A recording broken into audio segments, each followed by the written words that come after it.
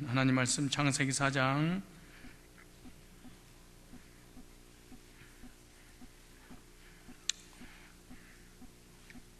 창세기 4장 18절 한 절만 읽겠습니다. 다 같이 한 목소리로 시작.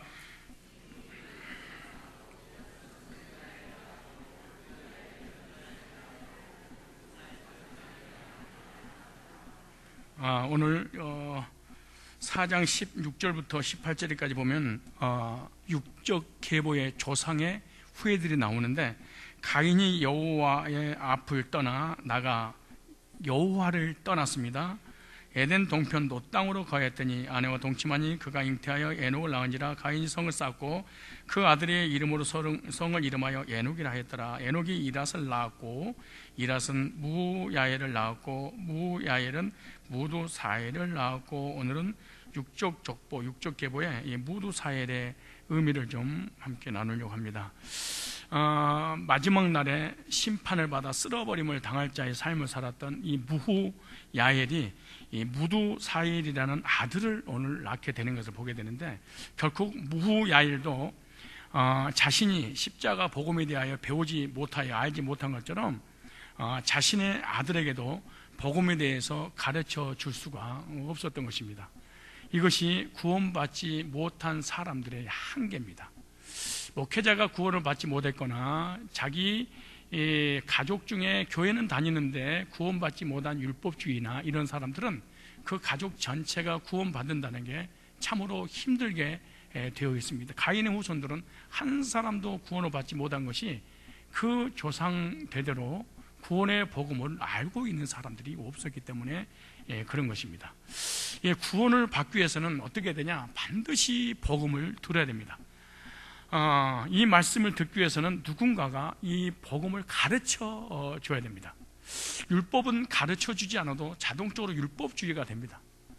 착하게 살고 선하게 살고 의롭게 살아야 좋은 데 가는 것은 교회에 다니는 불신자나 세상의 불신자나 다 똑같이 착하게 살고 선하게 살고 의롭게 살고 신의 뜻대로 살고 죄 안 짓고 이러면 좋은 데 가지 않겠어요? 라고 가르쳐 주지 않아도 다 합니다. 그런데 복음은 가르쳐 주지 않으면 안 됩니다. 반드시 복음은 들어야 되고 들어서 구원받게 되는 거예요. 그래서 설사 복음을 들었어도 얼마 있으면 복음을 계속 듣지 않으면 또 잊어버려요.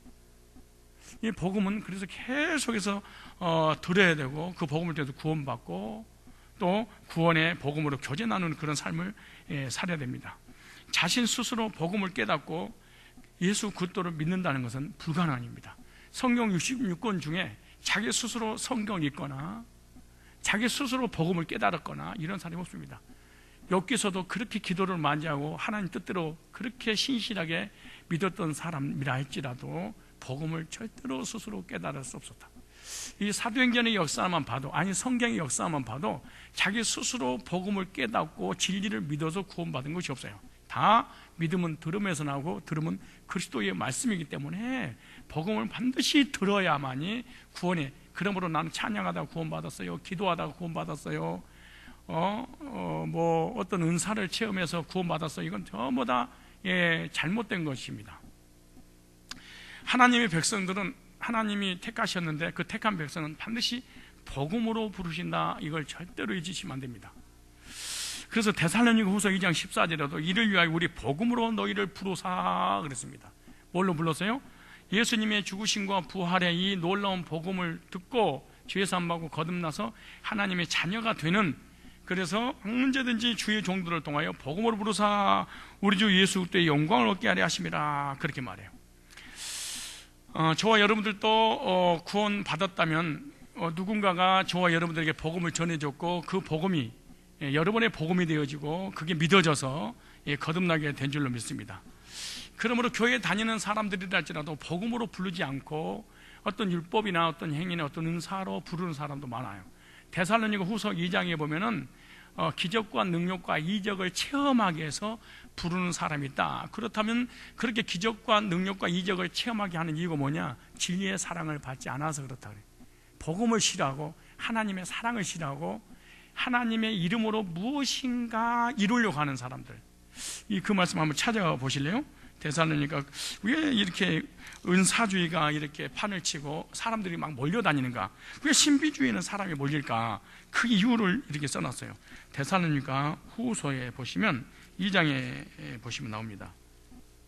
자, 9절에 보면 악한 자의 임함은, 그랬어요. 악한 자의 임함은 여러분, 복음을 받아들이지 않는 사람을 성경에서 악한 자라, 이따 자세히 말씀드리겠지만, 악한 자의 임함은 사단의 역사를 따라 그랬어요.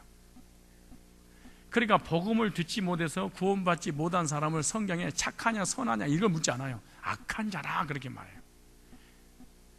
복음을 받아들이지 않는 가인의 후예들은 한마디로 뭐라면은 하나님의 원수, 악한 자였다 이렇게 말해요.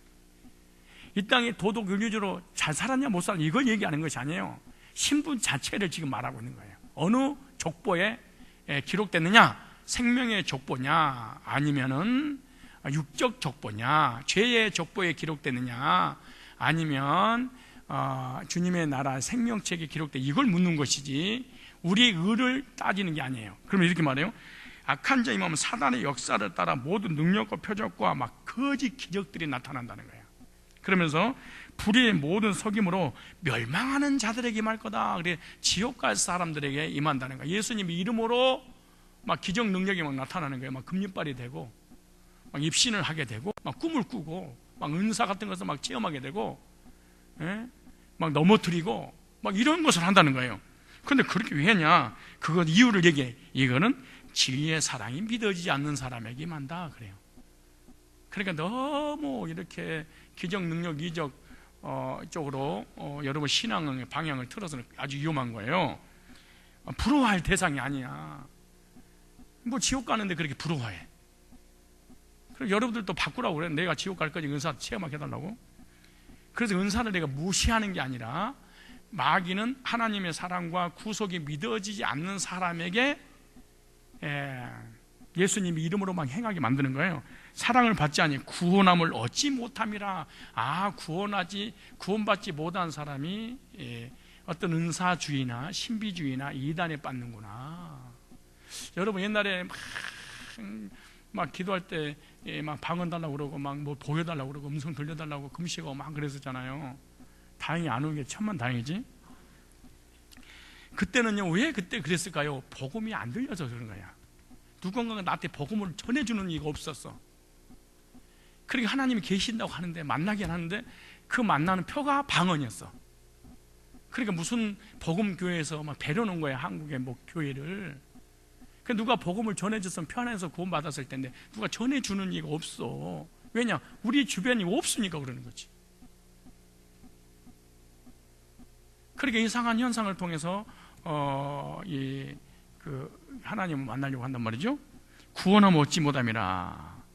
그러므로 하나님의 유혹을 저희 가운데 역사하게 해서 거짓 것을 믿게 하시면, 그러니까 이단의 교리가 믿어져 버리고 신비주의가 믿어져 버려.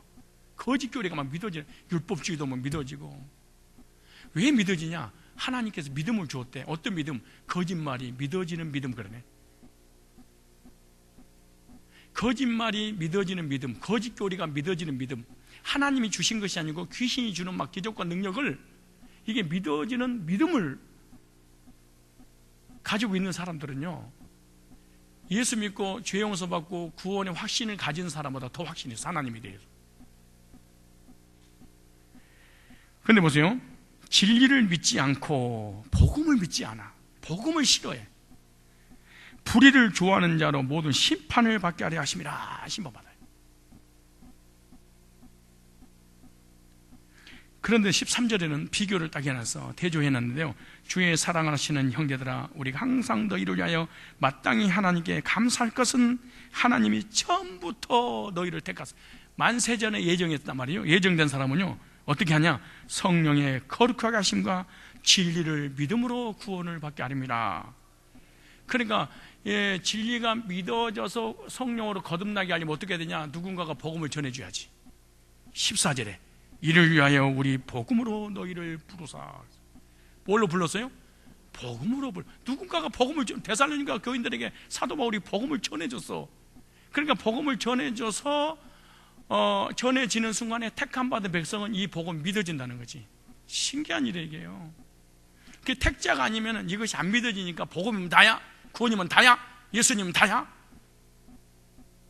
왜 복음만 얘기하냐고, 구원 얘기만 하냐고, 구원파냐고 이 짓거리는 해서 하는 거예요. 이게 복음이 안 거듭나기 전에 그러는 거예요. 이를 위하여 우리 복음으로 너희를 부르사 우리 주 예수 그리스도 영광을 얻게 하니. 그러므로 15절 읽어볼래요? 시작. 그러므로 형제들아 굳게 서서 말로는 옳편지로 가르침받은 유전을 지키라. 누구의 어떤 기적과 능력과 이적이 나타난다 할지라도 거기에 미혹되지 마라. 거짓 교리에 그들은 복음이 안 믿어지고 누가 복음을 전해주는 이가 없으니까 그런 거 아니겠냐. 여러분들은 어떠세요? 하나님께서 기적과 능력으로 부르셨어요.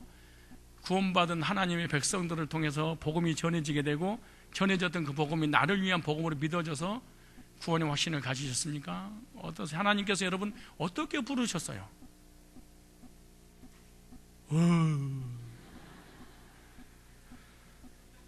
그 첫 번째 우리가 알아야 될 것은 이 무두사엘이라는 말은 이 메투샤엘이라는 단어인데요. 무두사엘이라는 뜻입니다.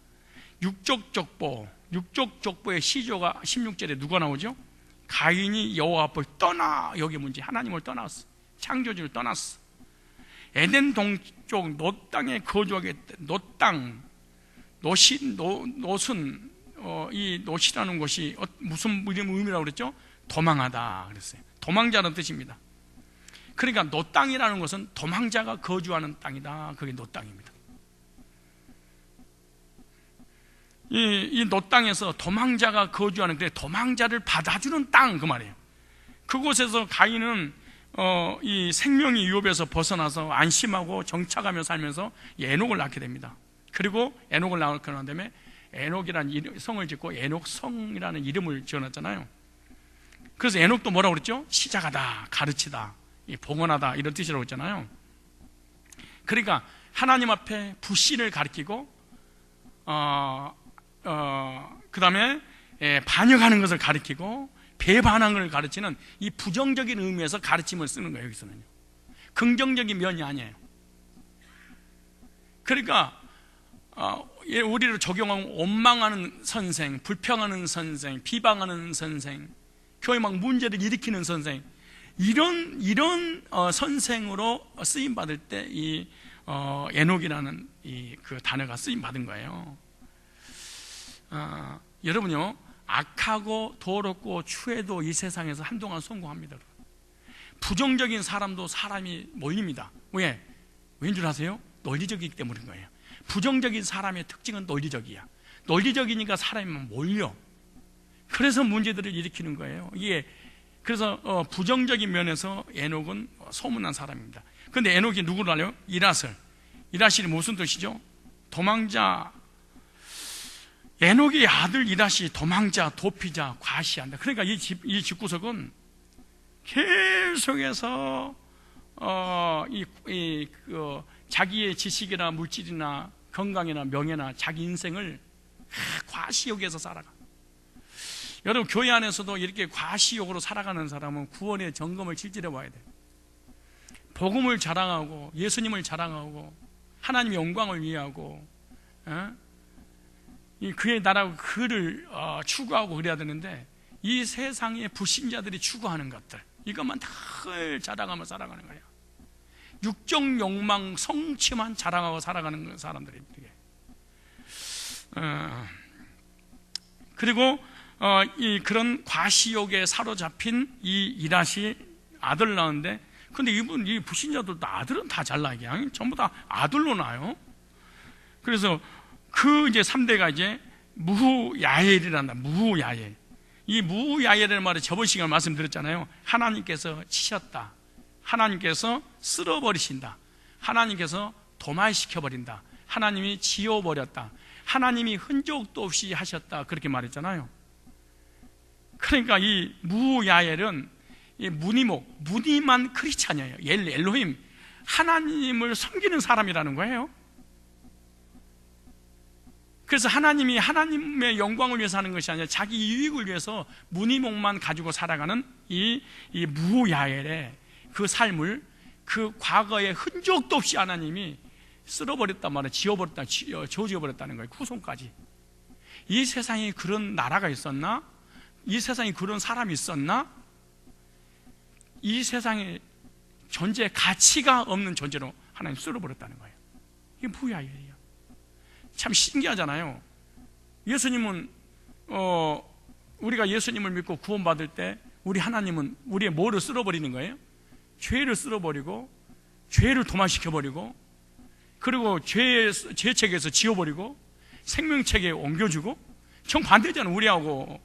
그래서 예수 믿고 구원받은 사람은 생명책에 기록하시고 죄를 기억지 않고 도마시켜버리고 관가하시고 덮어주시는데, 그렇잖아요. 그리고 기념책에다가 우리의 주님을 위해서 살아갔던 모든 일을 다 기록해놓고 상급으로 주시는데, 이 불신자, 구원받지 않은 무님, 이거 불신자들을 얘기하는 게 아니에요. 지금 불신자가 아니에요. 지금 교회 다니고 있는, 그래서 하나님을 열심히 믿겠다고 이름을 이렇게 지워줬다니까. 근데 하나님이 쓸어버리겠다는 거예요. 끊어버리고. 그래서 이라스의 아들 무야엘은 이름 속에 있는 것처럼 구원의 자리에서 완전히 쓸어버림을 당하게 된다는 거예요. 다시 말해서 심판에서 영원히 지옥을 보내버린다는 거예요, 이게. 왜냐? 복음이 없는 거예요. 부모님이 복음이 없는 거예요.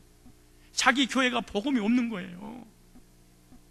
근데 그게 이제 4대째 났어요. 그 4대째 난해가 아니지, 무두사엘입니다.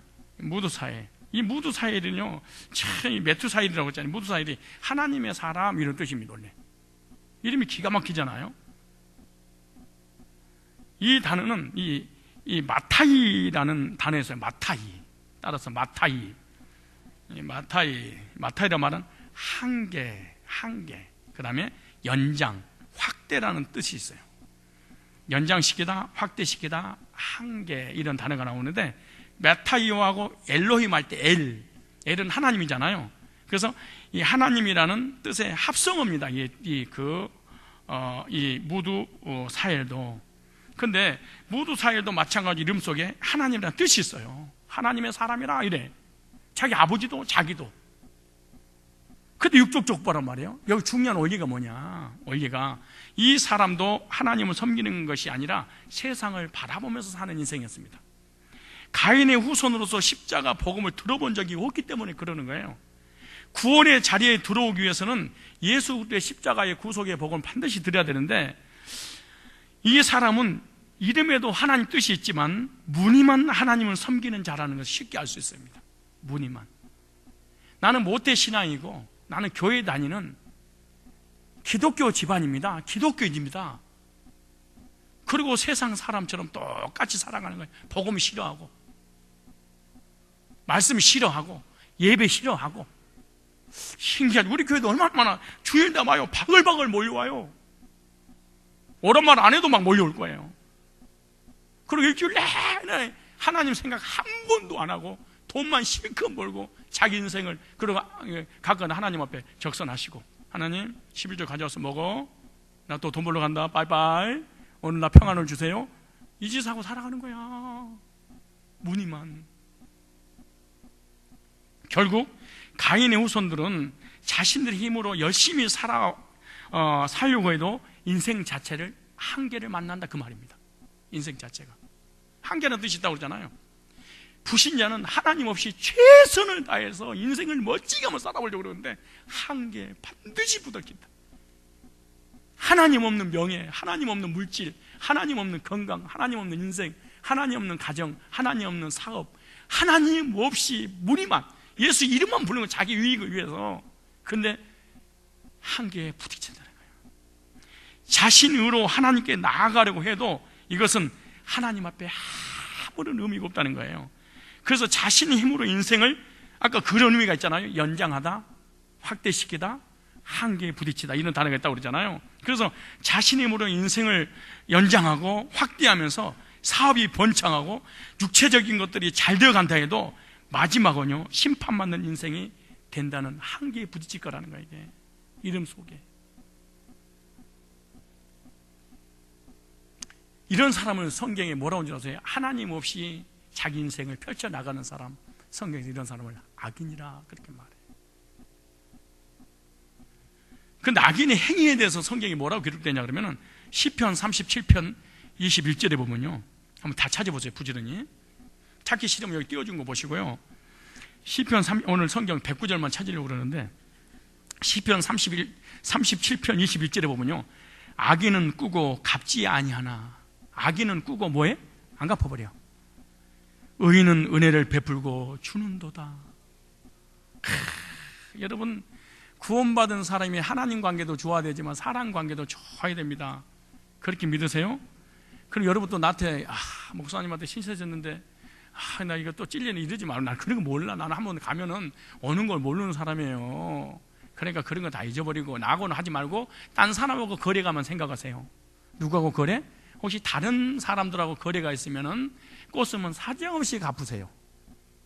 근데 어떻게 돈이 없는데 갚아요? 은행 돈을 꾸세요. 은행 돈은 막 쓰세요. 은행 돈 쓰면 어때요? 우리 교회 이거 빚이잖아요. 다 은행 돈이에요. 개인은 안 꿨어. 그러니까 개인 돈을 꾸면 부담스러운데 은행 돈을 꾸는데 편안하지?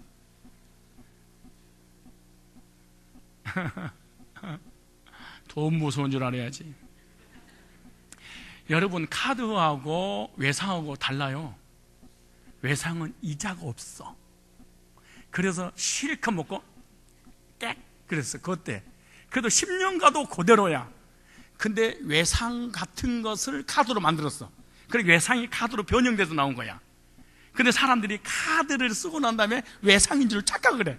1년 지나봐, 산더미처럼 이자가 늘어서 오지. 그걸 부도라고 그래. 그러니까 한국 사람이 카드를 팍팍 쓰는데 조심하세요. 외상이, 인사하세요. 카드는 외상이 아니랍니다. 시작. 한동안 망한 사람 무지하게 많았습니다. 카드가 외상인 줄 알고 외상값 먹듯이 돈 쓰다가 걸렸지. 지금도 콩밥 내지는 리스트에 올라간 사람들은 그것이 외상값 나중에 갚으면 된 줄 알았더니 외상값보다 100배가 더 튕겨가지고 집이 사라져버려요. 보세요. 악인은, 여러분요, 이렇게 합시다. 여러분이 정말 의인이라고 생각하면 하나님 앞에 받은 은혜, 사람 앞에 받은 은혜도 잊으면 안 돼. 꼭 비단 돈뿐만 아니야. 누구한테 격려의 말 한마디 들었어도, 위로의 말 한마디 들었어도, 힘들었을 때 나에게 힘에 대줄 수 있는 말을 들었어도, 아니 힘들어서 라면 한 그릇만 먹었다 할지라도, 내가 너무너무 힘들 때 돈 많은 누가 나를 줬어. 잊으면 안 돼. 갚기 전에 잊으면 안 돼. 근데 참 이 돈 꾸는 사람들 보면 그게 이상하대. 돈을 실컷 꾸고 난 다음에 돈을 갚으세요. 그러니까 돈을 꿔줄 때는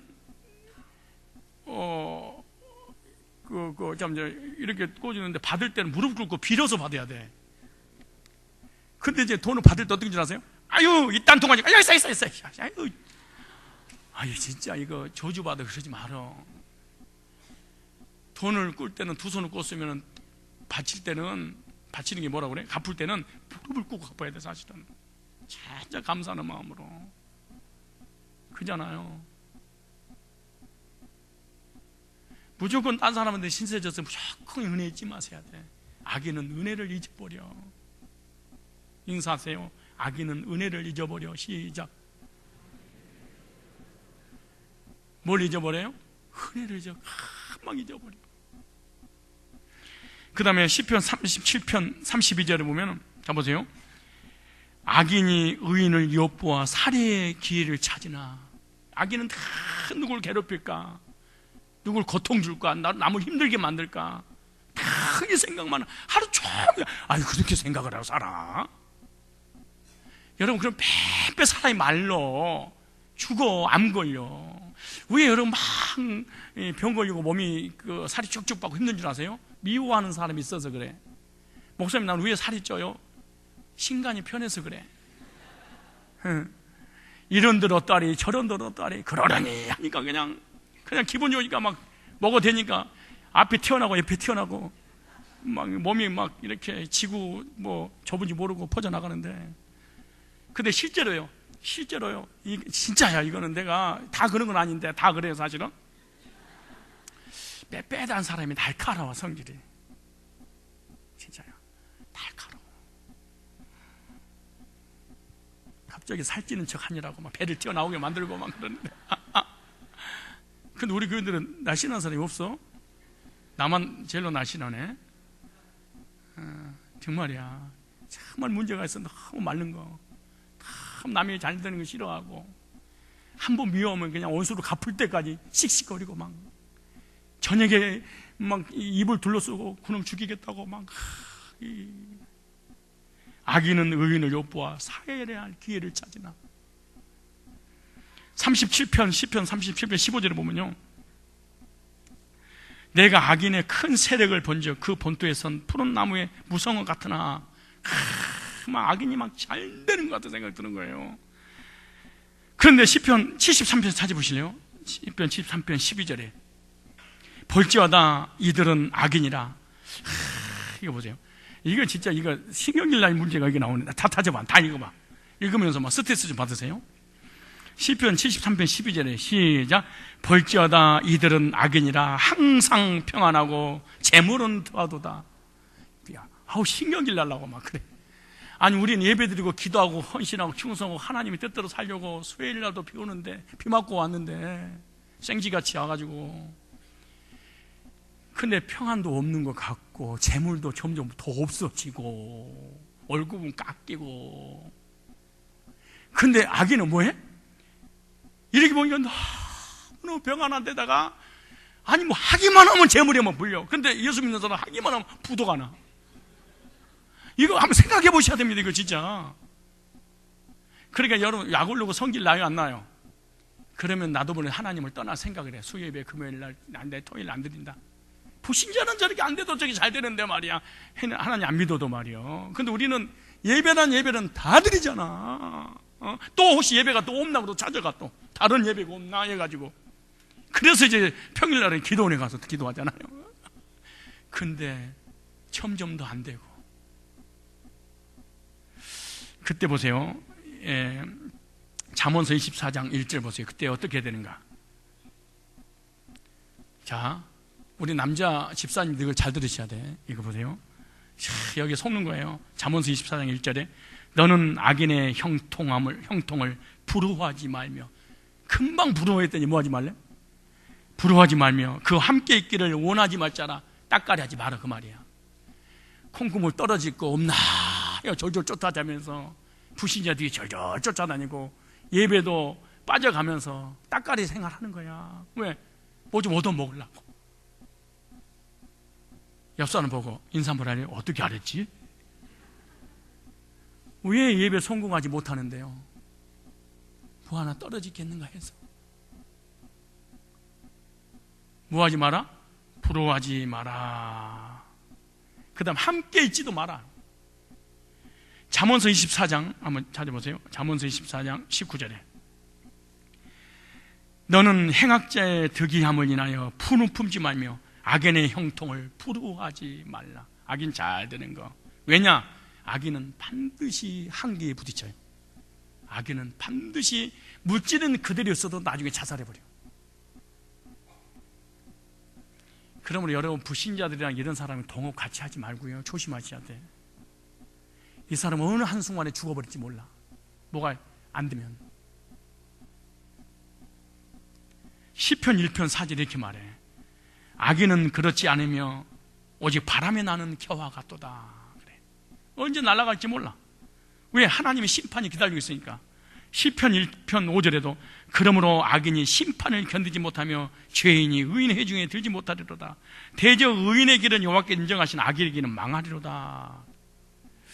잠언서 24장 24절에도요 무릇 악인도로 옳다는 자는 참 중요한 말입니다. 이 말이 교회에서 중요한, 교회에서 신앙생활 정말 잘하셔야 됩니다. 시험이 들고 무너지고 악행을 저지른 사람이 하는 일이 옳다하도다 그러고 거기 다 갖다 가면서 박자 맞춰주지 마라. 무릇 악인도로 옳다는 자는 백성에게 저주를 받을 것이요 국민에게 미움을 받으려니와. 절대로 부정적인 사람의 편에 서서 동조하면 안 됩니다. 안 됩니다. 잠언서 25장 26절에 보면 의인이 악인 앞에 굴복하는 것은 우물이 흐려짐과 샘이 더러워짐과 같으니라. 시편 37편 38절에 보면 범죄자들은 함께 멸망하려니 악인의 결국은 끊어질 것이다. 잠언서 10장 27절에 보면 27절에 여호와를 경외하면 장수하느니라. 그러나 악인의 연세는 짧아지느니라. 여러분, 이 땅에서 오래오래 살고 싶어요? 그럼 예수님 잘 믿으시면 됩니다. 잠언서 10장 28절에 보면 의인의 소망은 즐거움이 이루어도 악인의 소망은 끊어지느니라. 잠언서 10장 30절에도 의인은 영영이 이동되지 아니어도 악인은 땅에 거하지 못하게 되니라. 땅에서 하나님 다 쓸어버린 바 되는 거예요.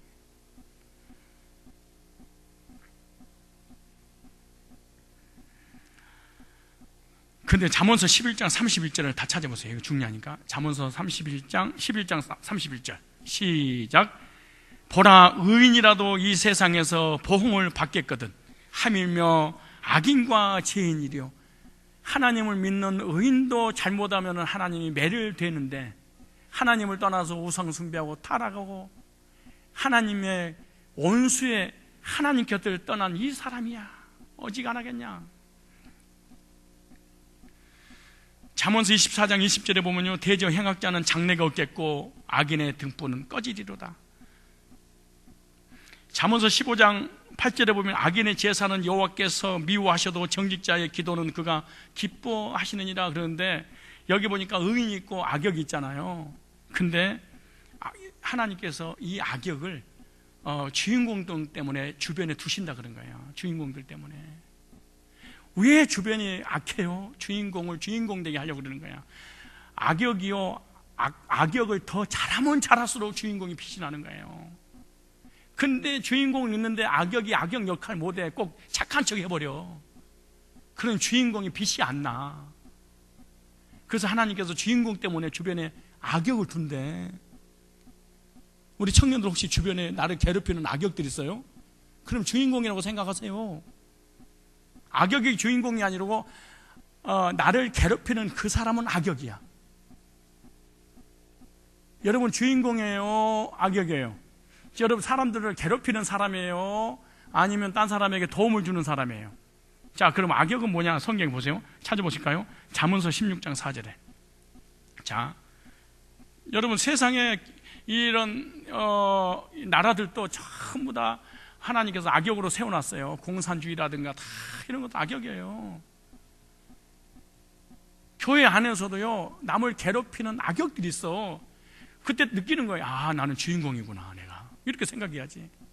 근데 거꾸로 내가 다른 사람을 괴롭히는 상대다. 그럼 여러분 악역이라고 생각하고 회개해야지. 잠언서 16장 4절 보니까 여호와께서 온갖 것을 그 시움에 적당하게 지으셨나니. 보세요. 그 다음에 시작. 악인도 악한 날에 적당하게 하셨느니라 그랬어요. 하나님이 악역으로 쓰시려고 만들었대. 어떡할 거냐고. 근데 이걸 딱 들었는데 기분 나빠. 그럼 악역 맞아, 너는. 이걸 듣는 순간, 이야, 내 주변에 악역이 많은 거 보니까 내가 주인공이나 그러면 주인공 맞아. 꼬럼. 아, 꼬르고 말고. 근데 난 이거 들어서 기분 나쁜 것 같아요. 악역이다. 왜? 주인공 역할을 해야 되는데 못하고 있으니까. 주인공 역할을 하게 하려고 하나님 주변에 가시를 막 찌르는 거야. 이걸 막 찔러. 뭐 괴로워, 고통스러워. 그래 하나님 앞에 더 가까이 가는 거지. 여러분, 누가 나를 찔르면 하나님 앞에 더 가까이 가요. 확 넘어져 버려요. 여러분이 주인공이라고 생각하고 누가 여러분을 찌르고 악역이 괴롭히고 고통을 주고 말로 고통 주고 물질로도 삶으로 고통을 줬어. 그러면 하나님 앞에 더 가까이 가세요. 확 악역과 함께 넘어지세요. 악역 때문에 교회를 떠나세요. 아, 악역 때문에 교회를 떠나준다고? 자, 생각해 봐야 돼요. 악역은 주인공 때문에 언제든지 등용한다. 연속극 좀 보세요. 영화 좀 보세요. 주인공 혼자서 난리 치는 거 맞냐고. 그러니까 여러분 주변에 악역이 더 악하게 하면 할수록 여러분을 하나님께서 빛나게 하신다는 사실을 깨닫고 하나님 앞에 가까이 가야지. 하나님과 더 멀어져 버리고, 저 악역 때문에 나 그 교회 안 다닐래. 그럼 딴 데 가면 더 악한 두 놈이 와서 찔러. 진짜라니까. 두 놈이 찔러. 또 딴 데로 가봐. 세 놈이 찔러. 그럼 교회 안 나가봐. 지옥 가버려, 찔러, 지옥에서. 참, 난 이거 너무나 은혜스러워. 난 성경에 구원론 다음으로 이게 은혜스러워. 여호와께서 온갖 것을 그 시음에 적당하게 지으셨나니 악인은 악한 날에 적당하게 하셨느니라. 여러분, 적당히 만져주려고 악역을 옆에 또 뒀어. 그런데 기분이 안 좋아. 악역 같아, 여러분들이 꼭. 악역이 자체가 주변에 없다고? 그럼 의인이야? 흠도 점도 없어? 그럴 수는 없어요. 그럼요. 잠언서 한번 찾아보세요. 3장 33절. 잠언 3장 33절에 악인의 집에는 시작 악인의 집에는 여호와의 저주가 있거니와 의인의 집에는 복이 있느니라. 여러분요, 악인의 집, 구원받지 못한 불신자, 하나님이 없이 살아가는 모든 사람들 막 부요를 누리잖아요. 잘 보세요, 그 가정을 들어가서. 여러분, 돈 많은 사람이 근심이 많을까요? 돈 없는 사람이 근심이 많을까요? 사업을 많이 벌려놓은 사람이 근심할까요? 사업이 아무것도 없는 사람이 근심할까요? 두말할 것도 없지. 돈 많은 사람 근심이 많아. 지키려니까. 사업을 벌려놔봐 얼마나 힘든가. 나이 60이 넘으면은요, 정리를 해야 돼. 그 딱 하나만 딱 붙잡고, 예? 말년에 정말 거지 같은 인생만 안 살면 돼. 가끔 가다가 밥 한 끼 사주면서 예배 드리면서 이렇게 편안하게 살아야 돼. 이거 재물을 많이 모아둔다고 내 거 되는 것도 아니야, 사실은요. 내 거 될 것 같아요? 그러니까 내 거 안 될 바에 인심이라 쓰세요. 막 줘버려. 어차피 빼앗길 거. 아낀다고 내 돈 되는 게 아니야. 봐보세요. 내 말이 맞는가? 아낀다고 내 돈 되는 게 아니야. 전도서 한번 찾아봐요. 전도서. 난 이 말씀도 너무 은혜스러워. 나는 이 볼 때만 이 얼마나 은혜스러운지 보세요.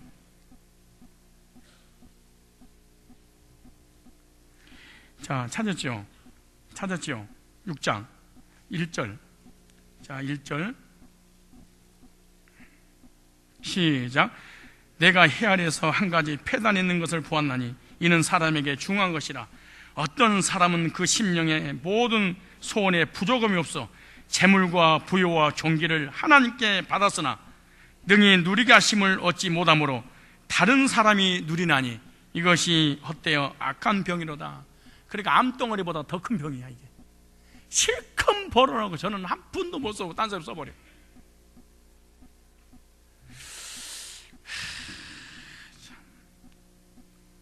어떠세요 여러분들은? 19절 5장 19절 시작. 어떤 사람에게는 하나님이 재물과 부요를 주사 능히 누리게 하시며 분복을 받아 수고함으로 즐거워하게 하신 것은 하나님의 선물이라. 돈을 벌었는데 하나님 나라를 위해 쓰고 자신을 위해 쓰면서 살아가는 사람, 참 이게 선물이래. 그러니까 참 이게 돈도 내가 쓰고 싶어 쓰고 안 쓰고 싶어서 안 쓰는 것이 아니라 어떻게 되는 거예요? 하나님의 결제가 떨어져야 돼. 여러분 호주머니에서 밥 한 끼 먹는 것도 하나님 결제가 떨어져야 돼. 어디 가서 콩나물 한 그릇 먹어도 하나님 결제가 안 떨어지면 이 호주머니에서 손이 몇 번 들어갔다 나왔다 이거 들어갔다 나왔다 아유 집에 가서 그냥 아유 남의 하나 못 쓰는 거야 이거. 너무 잘 써도 문제지만 너무 못 써도 문제예요 사실은. 사람이 규모 있게 살아야 되잖아요. 어떠세요? 하나님께서 주신 이 그 구원 말고 삶의 복도 누리면서 사십니까? 아니면 악착같이 모으는 재미로 사십니까? 내 것 되는 게 아니에요. 악인의 집에는 여호와의 저주가 임하지만 의인의 집에는 복이 있다고 잠언서 3장 33절에 그렇게 말해요. 그래서 이 무두 사일과 같은 자들은요 하나님 보시기에 악인이었다 그렇게 말해요. 왜냐? 예수 그리스도의 십자가에 복음이 없기 때문에 악인이라. 찾아볼래요? 요한복음 5장 28절. 요한복음 5장 찾아보세요. 요한복음 5장. 악인이 도대체 뭐냐? 악인의 기준이 뭐냐는 거죠. 착한 사람이냐, 선한 사람이냐, 기준이. 5장 29절에 선한 일을 행하는 자는 생명의 부활로, 악한 일을 행하는 자는 심판의 부활로 나오리라. 그러니까 부활이 두 가지예요. 하나는 생명의 부활, 하나는 또 무슨 부활? 심판의 부활. 하나님께서 두 사람을 부활시키는데 하나는 악인, 하나는 의인. 근데 부활시키는 목적이 뭐냐? 심판받아서 한 사람은 천국, 한 사람은 지옥 보내려고 하나님이 죽고 난 다음에 사람을 부활시키겠다는 거예요. 근데 여기서 악인이 뭐고 의인이 뭐냐는 거예요. 착하게 살고 선하게 살고 구지하고 이게 아니야. 5장 25절이에요 25절. 진실로 너에게 이르노니 죽은 자들이 하나님의 아들의 음성을 들을 때가 오나니 곧 이때라. 듣는 자는 살아나리라. 그럼 뭘 들었느냐? 24절을 들었다는 거예요. 내가 진실로 너에게 이르노니, 내 말을 듣고 또 나 보내신 이를 믿는 자는 영생을 얻었고, 이미 얻어버렸어. 심판에 이르지 아니하니 사망의 생명으로 옮겨다니. 이 말씀을 듣고 25절에 허물과 죄로 죽었던 사람이 살아나면은 무슨 부활로? 생명의 부활로. 근데 24절을 전해줬는데 이 사실을 안 받아들여. 그러니까 여전히 뭐예요? 죄인, 악인. 그래서 이 세상에서 가장 큰 죄가 뭔 줄 아세요? 예수님의 십자가의 구속을 믿지 않는 죄. 이 죄보다 더 큰 죄는 지구상에 없어. 2차 세계대전을 일으키고 1차 세계대전을 일으킨 사람보다 더 악이 뭐냐? 복음을 받아들이지 않는 죄. 여러분, 사람들이 지옥 가는데 왜 지옥 가는 줄 아세요? 죄 때문에 지옥 가는 게 아니에요. 죄를 용서해 주신 그 예수님을 영접하지 않아서 지옥 가는 거지. 예? 그게 악인입니다. 그래서 무두사회과 같은 사람은 복음을 거부한 사람입니다.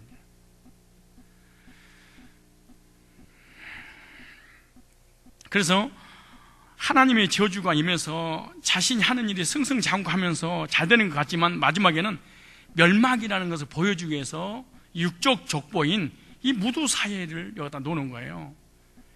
그래서 이제 반대로 잠언서 15장에 보면 이런 말씀이 있어요. 잠언서 15장 6절에 보면은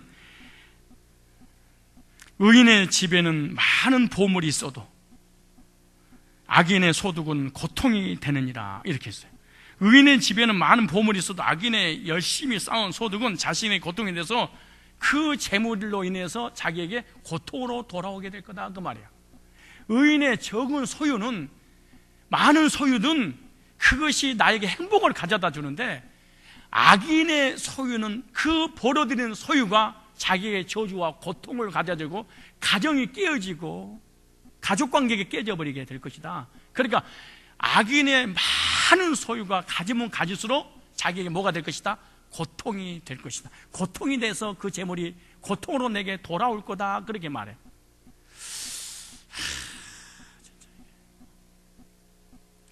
여러분, 악인이에요, 의인이에요?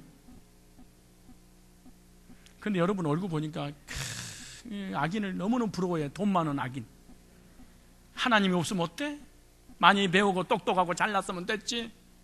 돈만 많이 벌어다 주면 그 남자하고 내가 결혼할 텐데. 근데 참 이상해. 악인은 세상에 다 있고 의인은 여기 있는데, 의인들 보니까 옆사람 의인 좀 봐봐. 우리 교회 청년 의인들. 아우, 깨재재재 해가지고 아리바리 하니까 자꾸 우리 젊은 자매들이 바깥으로 눈이 자꾸 돌려. 불신자 쪽으로. 근데 교회 다니는 사람 보면 의인은 의인인데 이게 여놈을 데리고 살려니까 기가 막히니까 이게.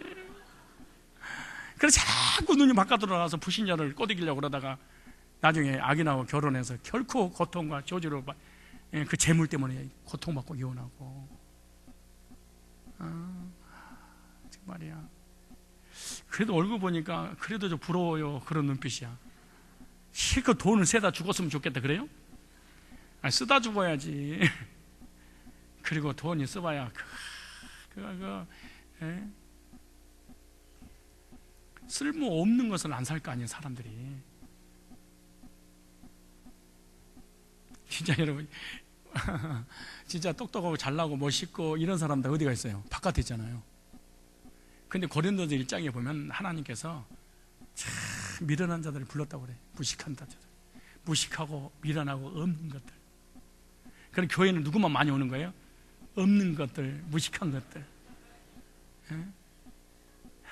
근데 목사님, 난 얘들하고 차별했는데요. 그럼 당신은 무도사일이야. 진짜 농담 아니에요. 나는 솔직히 이 속에서 나는 저들 다 다릅니다. 가방끈도 다르고요, 배움도 다릅니다. 그럼 여러분 육적 족보야. 정말이야. 이딴 것들, 아이고 이런 것이. 나 진짜 강남에서 수목에 다니는 권사 부부가 서울대 고대에 나왔는데 망했어. 망해가지고 우리 인천으로 왔어요. 그런데 천국 사원에서 나랑 같이 싸움을 하는데, 싸움을 하는 중에 나한테 그러는 거야. 내가 이런 것들이랑 같이 목욕을 하다니. 내 옆에도 앉혀놓고, 나는 목사인데. 자기가 강남에서 썼다는 거야. 수백억 재산을 가지고 있었는데 한순간에 망해버리더래. 근데 얼마 전에 우리 와이프한테 전화가 왔어. 땅 좀 사라고. 부동산 뭐 한다고 어쩌고 막 그런가 봐. 땅 투기하고 막 그런다고. 여러분, 교회에서 성도들에게 신앙생활하면 이런 것들 그러면 안 돼. 네가 뭔데? 왜 여러분 섞지 못한 줄 아세요? 모두 사이에서 못 섞는 거야. 영적 족보와 육적 족보가 다르니까 교제를 못하는 거야. 잘난 게 아니고 진짜로 영적 족보는 못난이처럼 보여.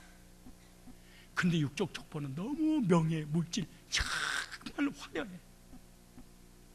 너무너무 화려해. 여러분, 자녀들 왜 지금까지 시집장가 못 보내고 안 가는 줄 아세요? 무도사일 만나려고, 가인의 족보 만나려고. 농담 아닌 게 아니야. 이거 만나려고 그런 거잖아 사실은. 그냥 아무나 주워 데리고 살아.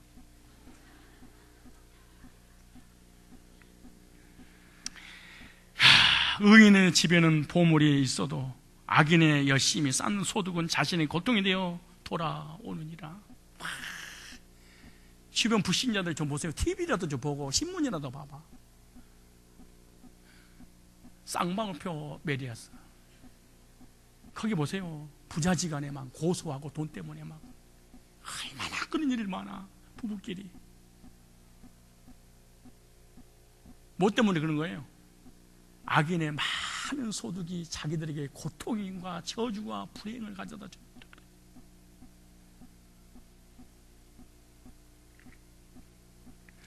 예수 그리스도의 삶을 살지 않으면 결국 이 세상에서 모든 소득들은 고통이 될 수밖에 없다는 거야. 지식도 고통이 되고 물질도 고통이 되고 부경화가 결국 나에게 고통이 돼서 돌아온다는 거야. 물질 때문에 결코 망해버린다는 거야. 그래도 많이 갖고 싶죠. 그렇지. 의인인데 어때? 많이 가지면 좋지. 난 우리 성도들이 많이 가졌으면 좋겠어. 그럼 많이 가지세요. 많이 가지세요. 그럼 많이 쓰세요. 쓰세요. 쓰시면서 사세요. 돈 없다고 못 쓰는 것도 아니고 돈 있다고 쓰는 것도 아니더라고. 내가 보니까요. 적용 한번 해볼까요? 그렇다면 이제부터 우리에는 어떠한 삶을 살아야 될까요? 적용합시다. 무도사엘은요, 무림한 그리스도인처럼 살았어요. 겉으로는 신앙과 믿음이 좋은 사람처럼 살았어. 그러나 그 안에는 복음이 없는, 생명 없는 존재, 즉 허물과 죄로 죽은, 마귀에게 잡혀있는 존재, 하나님과의 생명에서 단절된 존재, 혼과 육만 살아있는 존재, 영으로 죽어버린 존재. 지금 무슨 말이냐 그러면 1차원과 2차원의 세계만 알았던 존재, 3차원의 세계, 4차원의 세계는 전혀 관심이 없는 존재. 이 무두사엘 이런 사람에게도요, 복음의 생명의 씨앗이 떨어졌습니다. 떨어졌는데 사람들에게 짓밟힌 상처 때문에 길가밭과 같은 마음에 떨어졌기에 마귀가 와서 먹어버리고 그래. 여러분, 길가 같은 마음은 있잖아요. 왜 여러분 은혜를 못 받은 줄 아세요? 솔직히 제가 말씀드릴까요? 여기 앉아도 은혜가 안 돼. 회복이 안 돼요. 그것은 마음 자체가 하나님 말씀이 전했는데 마음이 길가야. 길가란 말은 사람이 다니는 길이잖아요. 길가니까 사람이 다니니까 뭐 사람이 밟아놨잖아요. 밟아놓으니까 벤질벤질해졌어. 그 아스팔트 식으로. 그러니까 씨가 떨어지니까 어때요? 흙 속으로 들어가지 않으니까 새가 와서 먹어버리잖아요. 무슨 말이냐? 교회 다니면서 사람들한테 상처받은 마음 있죠. 그 사람 은혜 못 받아. 그 말이야. 절대로 사람 때문에 상처받은 사람은요, 하나님과 사람에게 마음의 문을 안 열어. 함구하고 살아.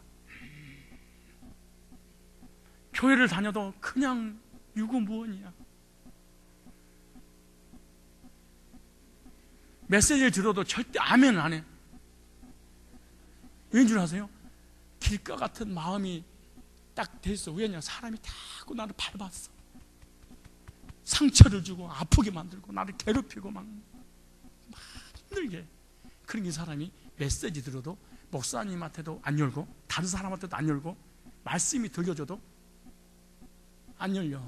그리고 말씀이 속에 들어가서 내 용어라고 믹서가 돼야 되잖아요.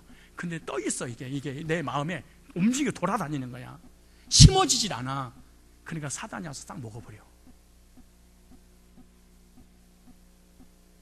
그렇게 교회 오래 다니는데 머릿속에 말씀이 하나도 안 떠올라. 왜? 사단이 와서 먹어버리니까. 여러분들도 사람들에게 상처받은 그런 마음이 있는 사람은 말씀이 안 들려질 겁니다. 두 번째, 은혜가 안 될 거예요. 그리고 말씀을 들어도 너는 별거냐? 너는 달라? 다 똑같이. 그리고 딴 사람하고 얘기하더라도 마음을 안 줘. 절대 안 줘. 왜? 상처받은 마음은 사람이 짓밟아놨기 때문에 그 누구도.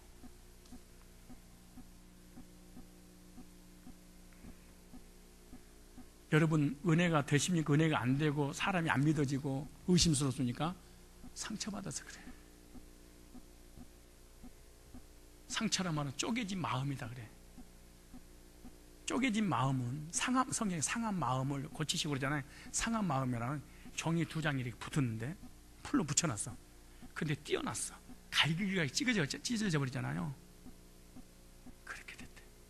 그리고 마음이 길가 같은 마음은 마음이 갈기게 찢어졌어. 이런 사람은 교회를 평생 또 옮겨다니며 살아야 돼. 이 교회, 저 교회, 기동량으로 돌아다녀야 돼. 누구도 자기 마음을 안 주는 거야. 길가 같은 마음. 자 보세요. 누가복음 8장을 찾아보세요. 누가복음 찾아보세요. 이 말씀 잘 들어보세요.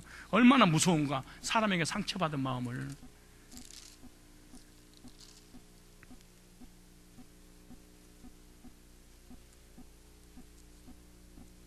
자 보세요. 찾으셨죠? 11절에. 근데 이 말씀을요, 많은 무리들한테 가르치고 난 다음에 제자들에게 별도로 가르쳤죠. 풀어줘. 예수님 보세요. 11절에 9절부터 제자들이 이 비유의 뜻을 물으니 가라사대 하나님 나라의 비밀을 아는 것이 너에게는 허락되었으나 다른 사람에게 비유로 하나니 이는 저기를 보아도 보지 못하고 들어도 깨닫지 못하게 하려니로나 이 비유는 이러하니 씨는 하나님의 말씀이요 그러죠. 근데 씨가 또 다 하나님 말씀이 아니에요. 여기만 그런 거지. 근데 보세요. 길가에 있다는 것은 말씀을 들은 자니. 그래 교회 와서 예배드리면서 말씀 들었어. 들은 자니 이에 마귀가 와서 그들로 믿어 구원 얻지 못하게 하려고 말씀을 그 마음에서 뭐요? 빼앗아버려. 그러니까 말씀이 하나도 안 떠오르는 거예요. 은혜도 하나도 안 돼. 왜? 이 사람 속에는 말씀이 들어갈 자리가 없어. 왜? 사람이 들어가 있어. 그러니까 내 마음의 방에 오집사인데 오해를 받아서 오집사가 살고 있고, 김집사가 김세계에서 김집사가 살고 있고, 박집사가 바가지 긁어서 박집사가 살고 있고, 고집사가 고집사라고 해서 고집사가 여기 살고 있고, 오집사가 너 때문에 오해했다고 그러고 오집사가 살고 있고, 메시지를 아무리 들어도 집사들이 꽉 찼어 여기에. 그래 메시지 들어올 생각을 해야지. 진짜 회개해야 돼. 상처 주는 놈도 나쁜 놈이야 사실은. 근데 상처 받는 놈은 더 나쁜 놈이야. 진짜야. 왜? 하나님과 하나님 말씀보다 그 사람을 더 소중하게 여겼다는 증거야. 두 번째, 그 사람에게 너무 기대를 했기 때문에 하나님보다 더 기대를 했어. 나는 안 그러는데 너는 그러지. 그래서 그러는 거야. 이런 사람은 절대로 은혜를 못 받아. 그러니까 예배 드리면서 누구를 키우는 거야? 마귀를. 그러니까 늘 시험 들어있어. 왜? 마귀가 크니까. 여러분 마음은 어때요? 상처받았어요. 그러니까 예배를 들어도 상처를 주는 인간이 내 뇌를 자리하고 있다니까.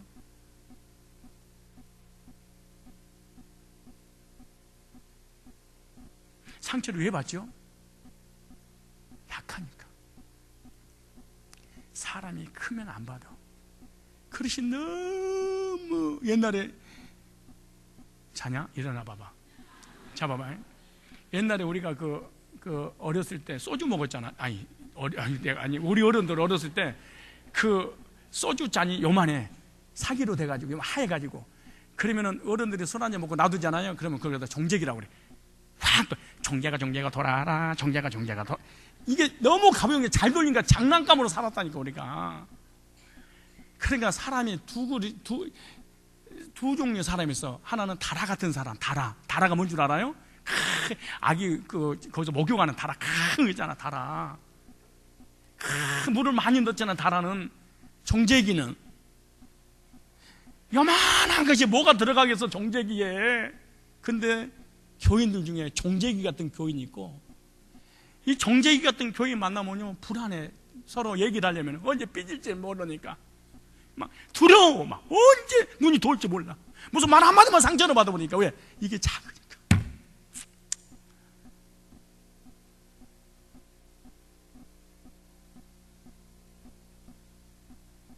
다라는 싹 보면 여러분 이름을 다라로 지어봐.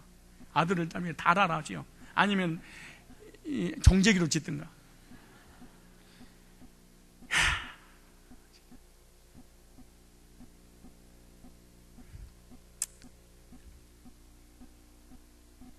인사하세요. 당신의 마음은 다랍니까? 정제기입니까? 시작.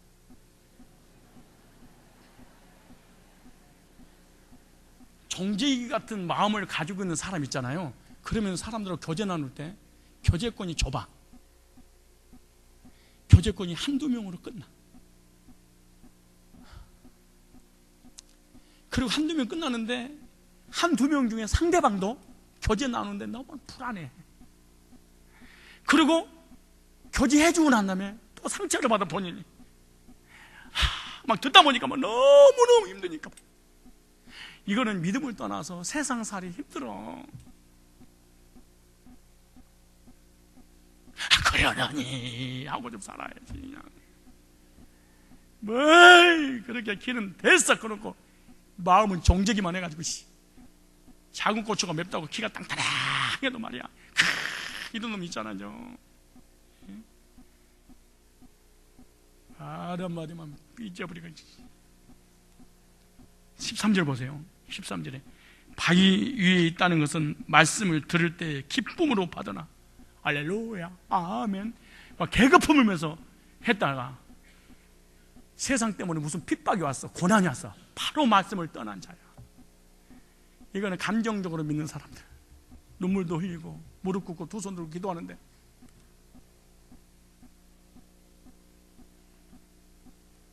가시떡이 있다는 것은 말씀을 들으나. 이거 뭐예요? 이생이 염려. 뭔 말이에요? 물질 때문에 큰 시험 들어있어. 자, 세 가지 적이 있어. 첫째, 길가는 사단이야. 그죠? 돌짝밭은 육신이잖아. 육신의 핍박으로 인해서. 그 다음 길가는 세상, 물질.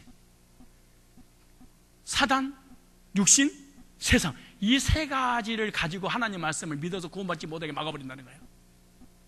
어떤 사람은 다 예배드리고 세상 것만 생각해. 어떤 사람은 맨날 사람만 생각을 해. 어떤 사람은 자기 육신의 유익에 문제만 와버리면 하나님을 떠나버리는 거야. 이게 무두사헬이라는 육적 족보에 들어간 사람이라는 게 생명이 없는 족보. 이런 사람은 사단과 육신과 세상을 동시에 섬기는 사람이야. 옥토 같은 마음을 뭐라 하는 줄 아세요? 옥토를 기다리는 사람이라 그래. 하나님 말씀을 들었는데 그 말씀이 어떤 핍박과 시련과 환난과 육신과 사단의 역사가 온다 할지라도 흔들리지 않는 견고한 믿음을 성경에 옥토 같은 마음에 바치라 그래. 얼마나 멋있는 사람입니까?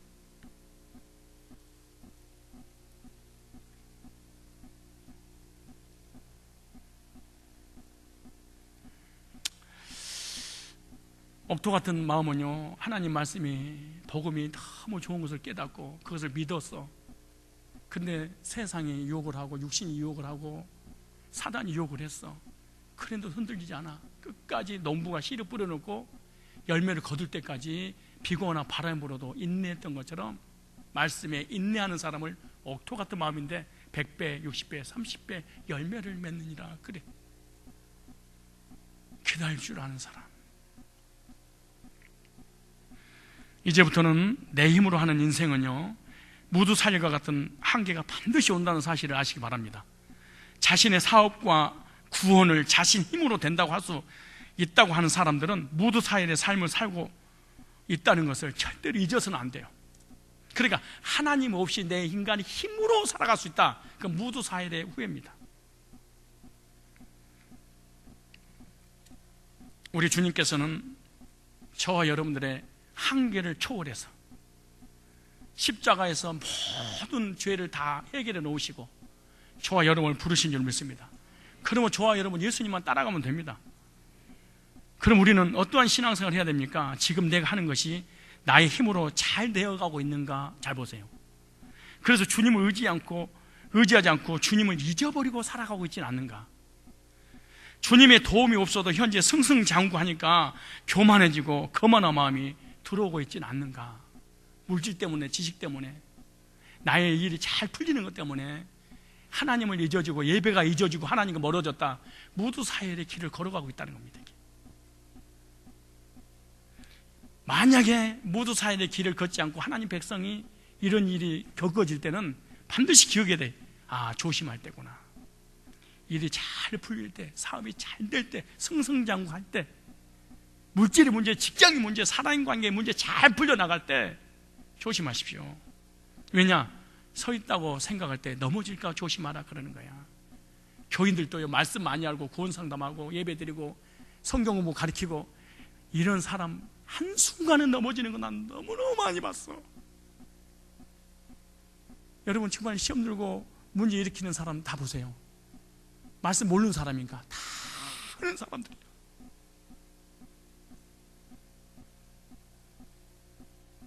내가 누누이 말씀드리지만은 교만은요, 다른 사람 다 하는데 자기 자신만 모르는 게 교만이래. 귀신도 알고 개도 알고 소도 알고 불신자도 아는데 지 혼자만 모른다는 거야.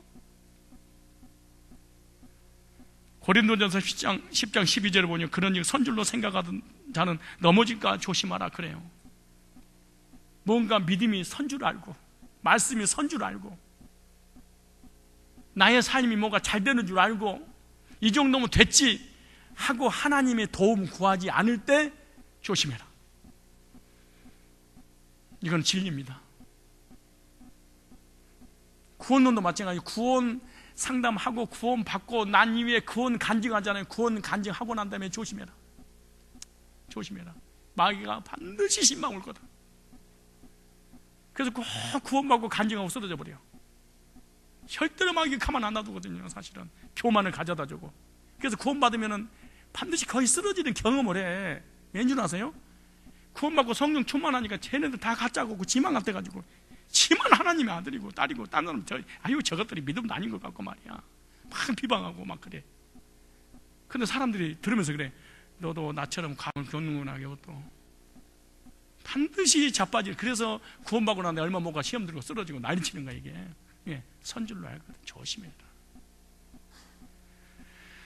디모데전서 6장 4절에 보면 저는요 교만하여 아무것도 알지 못하고 변론과 언쟁을 좋아하는 자니 이로써 투기와 분쟁과 해방과 악한 생각이 나며. 교만한 사람의 특징인 변론, 변쟁, 분쟁, 언쟁 이걸 좋아해. 예, 악한 사람들 특징이에요. 교만하면요 시비가 많아. 야고보서 4장 6절에 그러나 더 큰 은혜를 주시나니 그러므로 일렀을 때 하나님이 교만한 자를 물리치시고 겸손한 자에게 은혜를 주신다 했느니라. 베드로전서 5장 5절에 보면요 젊은 자들아 이와 같이 장로들에게 순복하고 다 서로 겸손으로 허리를 동이라. 하나님이 교만한 자를 대적하시되 겸손한 자에게 은혜를 주시느니라. 이 무두사일과 같은 인생은요 교회를 나와도 시계추처럼 나오게 될 수밖에 없을 것이라는 거예요. 아무 말씀이 변화도 복음의 감동도 하나님에 대한 감동도 아무런 감동도 없어. 교회에서 그냥 이렇게 딱 하는 거야. 예배 한번 참석하고 말씀에 대한 관심도, 예배에 대한 관심도, 찬양에 대한 관심도, 기도에 대한 관심도, 성도에 대한 교제의 관심도 아무것도 없어. 이 무도사일의 후에는 이렇게 자세히 이름 속에 감춰놓을 수 있을까요?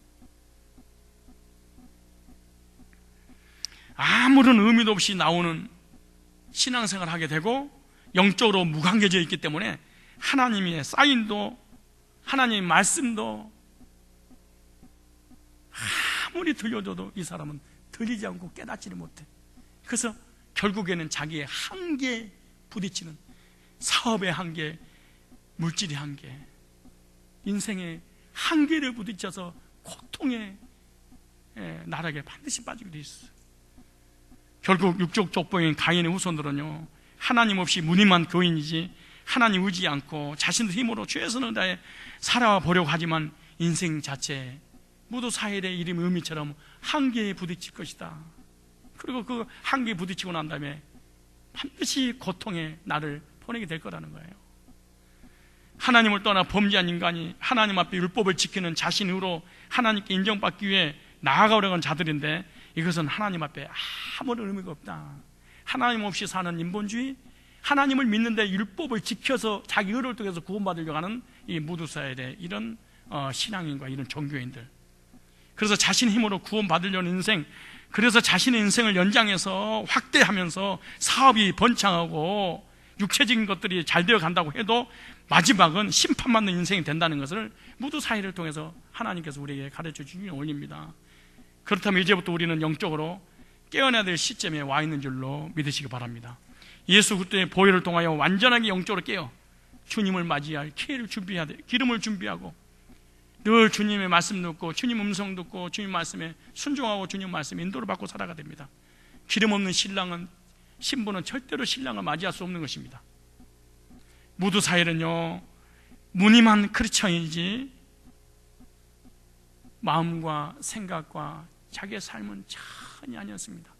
결국 자기 인생에 한계에 부딪혔을 때 최선을 다해서 확대하면서 멋있게 한번 살아보려고 했는데 정말의 비참한 인생을 살았다는 육적 족보, 구원받지 못한 가인의 후예들의 족보에 이 종말들입니다. 여러분, 저와 여러분들은 무늬만 크리스찬이 아니라 정말로 예수 그리스도의 십자가의 구속의 복음으로 거듭나서 하나님 사랑을 체험하고 하나님의 사랑과 복음을 계속 듣고 복음의 말씀에 근거한 믿음을 갖는 하나님의 사람들이 다 되시기를 바랍니다.